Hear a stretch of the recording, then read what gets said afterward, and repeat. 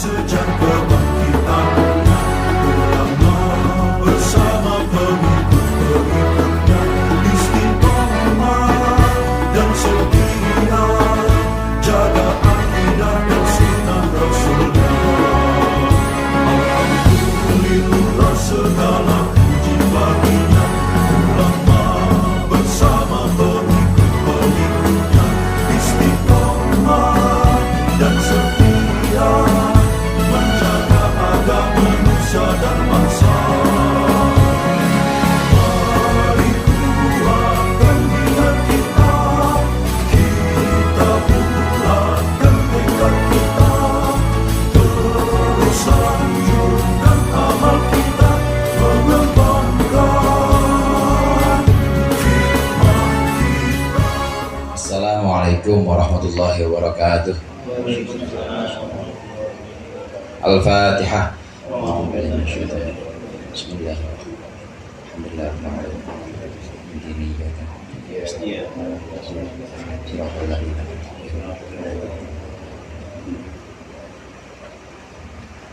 Alhamdulillah, alhamdulillah idzil jalali wal ikram ala ma akmalahu min dinil Islam. Wa nusalli wa nusallimu ala nabiyil huda war rahmah al-mab'uthi bil kitabi wal hikmah khatamin nabiyyin wa imamil mursyidin sayyidina Muhammadin wa alihi wa sahbihi wa atbihi ajma'in.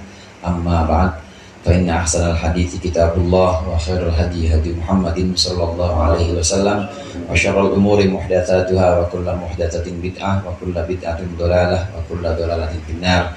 Segenap jamaah halaqatul munfarijah, para ustaz, para hujjaj, hadirin yang dirahmati oleh Allah. Alhamdulillah malam hari ini kita lanjutkan kembali pengajian kitab Mau'izatul Mu'minin yang nanti tentu dirangkai dengan dzikir kamilah. Mudah-mudahan apa yang akan kita laksanakan menjadi sesuatu yang bermanfaat di dunia wal akhirah. Amin ya rabbal alamin. Pembahasan tentang mulia dan keutamaan dari melayani tamu, menjamu tamu. Man kana yu'minu billahi wal yaumil akhir falyukrim dhaifah. Sabda Rasulullah sallallahu alaihi wasallam. Kalau memang kita iman kepada Allah, kepada hari akhir, maka hendaklah muliakan tamu. Bapak-bapak di sini kan tamu semua di sini. Dapat satu masing-masing piring tuh. Itu memuliakan tamu, ikramul dhaif.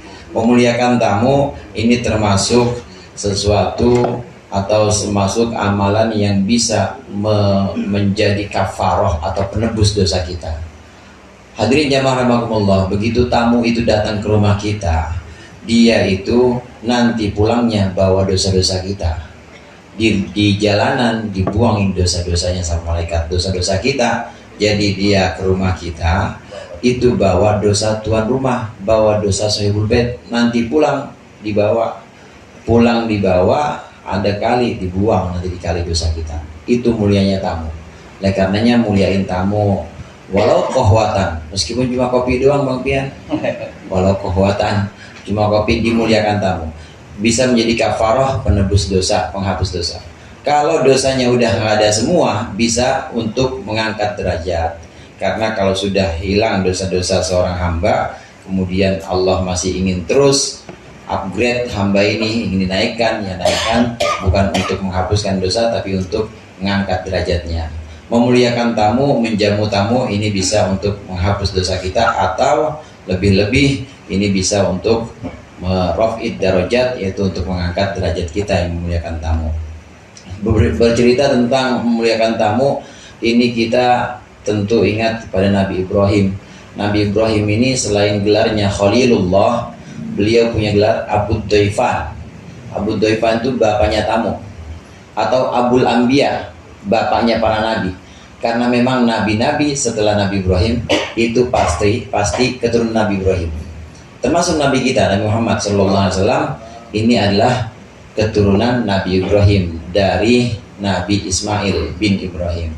Nabi-nabi lain selain Nabi Muhammad ini dari keturunan Nabi Ishak bin Ibrahim. Ke bawahnya Ishak punya anak Yakub. Yakub punya anak 12, diantaranya Yusuf. Kalau Abi Yakub ya punya anak Saripai.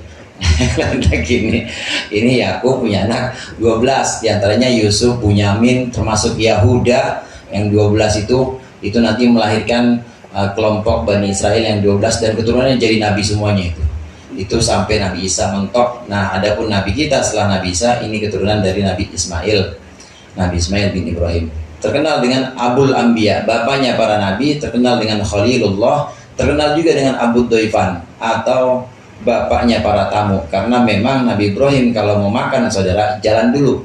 Kalau di sini rumah Nabi Ibrahim jalan dulu ke pajak kira-kira 1 mil atau 2 mil. 1 mil itu 1,5 kilometer. Jalan dulu cari yang diajak makan siapa nih kira-kira. Kalau nggak ada, jalan ke sono ke Rawasijen Mang Ali. Kalau Rawasijen nyari siapa nih yang kira-kira diajak makan. Kalau ada yang diajak makan, makanlah Nabi Ibrahim, karena memang sangat senang menjamu tamu-tamunya. Sampai sekarang itu di tempat makam, bukan makom Ibrahim. Kalau makom Ibrahim kan di Masjidil Haram, ini di makbaroh atau di tempat dikuburkannya Nabi Ibrahim, sampai sekarang masih ramai. Namanya di Hebron itu Palestina. Di gua Hebron namanya, belum pada kesana semuanya. Sama, saya juga belum. Hebron itu di Palestina, itu sampai sekarang masih banyak yang ziarah dan makan gratis di sana. Jadi begitu sampai minimal rombongan itu 13 sampai ratusan dah. 13 orang datang pasti makan. Datang karena memang Nabi Ibrahim semasa hidupnya itu nggak pernah menyia-nyiakan tamu. Selalu mengundang orang makan, terutama orang-orang fakir, orang-orang miskin. Dan terlepas dari apapun agamanya oleh Nabi Ibrahim tetap dikasih makan.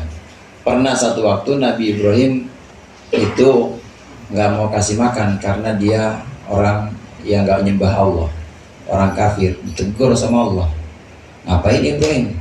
Saya aja yang Tuhan, walaupun gak disembah ngasih makan. Lah kamu yang bukan siapa-siapa kagak mau ngasih makan. Akhirnya kasih makan. Walaupun beda agama atau walaupun ingkar kepada Allah, tetap dilayani dan tetap dijamu tamunya Nabi Ibrahim. Nah, adapun di sini mengundang tamu, maka ada beberapa hal yang perlu diperhatikan. Faqala al-musannif rahimahullah wa nafa'ana bihi wa bi ulumihi wa bi barakatihi fid dharain amin. Amma da'watu fayanbaghi lid-da'i ay ya'mida bi da'watihil atqiya'a dunal fusaqa. Seyogianya bagi kita orang yang mengundang, hendaklah dia berpegang dengan undangannya. Ini dia berpegang kepada orang-orang yang bertakwa, bukan orang-orang fasik. Qala, bersabda Rasulullah sallallahu alaihi wasallam, akala ta'amakal abroru. Semoga memakan makananmu siapa al-abroru, orang-orang baik saja. Wa fi atharin, dan dalam satu hadis Rasulullah bersabda, la ta'kul illa ta'ama taqin, janganlah engkau makan kecuali makanannya orang bertakwa. Wala yakulu ta'amaka illa taqiyun, dan janganlah memakan makananmu kecuali orang yang bertakwa. Kalau kita mau undang orang, utamakan undang orang-orang yang takwa, orang-orang soleh yang kita tahu betul bahwa dia demen ngaji misalnya, atau kita tahu betul dia adalah orang yang baik, orang yang kira-kira nggak jelas-jelas melakukan maksiat. Kalau jelas-jelas melakukan maksiat terang-terangan, namanya orang fasik. Kalau tahu dia orang fasik, jangan diundang kalau bisa. Kenapa? Karena kalau kita ngasih makan orang fasik, itu berarti kita ngebekelin dia buat ngelakuin maksiat. Makanan yang masuk ke perut dia bukan dipakai buat sholat, tapi dipakai buat maksiat. Artinya kita ngebekelin dia, kita ngasih fasilitas atau ngasih sarana untuk dia melakukan maksiat, biar kuat lagi kita kasih makan maksiat. Maka sebisa mungkin kalau kita undanglah orang-orang yang memang dikenal sebagai orang baik, abror. Rasulullah pernah diundang oleh seorang sahabat, kemudian Rasulullah mengucapkan ini, akala ta'amakal abror, hendaklah yang memakan makananmu itu orang-orang baik saja. Maksudnya supaya bisa memberikan bekal, kalau dimakan oleh orang-orang baik, maka nanti itu makanan pasti dipakai buat sholat, dipakai buat ngaji, dipakai buat sedekah lagi, atau dipakai buat menjamu tamu lagi, semua yang baik-baik. Jangan makanan dimakan oleh orang-orang fasik, kecuali kalau memang sudah terpaksa dan butuh banget. Jadi kalau ini urusan mengundang, pilih-pilih, undanglah orang-orang yang memang soleh. Adapun fakir miskin itu tentu lebih diutamakan. Pasti fakir miskin nanti dilihat lagi pas fakir miskin yang memang kita tahu bahwa dia itu baik, itu bahwa dia akan menggunakan apa yang kita berikan itu untuk bekal ibadah dia. Demikian juga sebaliknya, jangan kita memakan kecuali makanan yang orang bertakwa. La takul illa ta'ama taqiyyin. Jangan kita makan kecuali makanan orang bertakwa. Dikasih makan, kita tahu yang kasih makan itu orang bukan orang takwa, orang gajulan, dan kita tahu dia dari mana aja tuh. Kadang boleh malak, kadang boleh ngumpulin dari ini lapak pasar malam misalnya. Kalau dikasih ya terima aja, tapi kita bagi ke orang lagi, karena itu lebih hati-hati untuk ikhtiar kita. Jangan ditolak mentah-mentah, dan juga jangan dikasihin waktu dia ngasih nanti sakit hati dia. Terima aja dulu.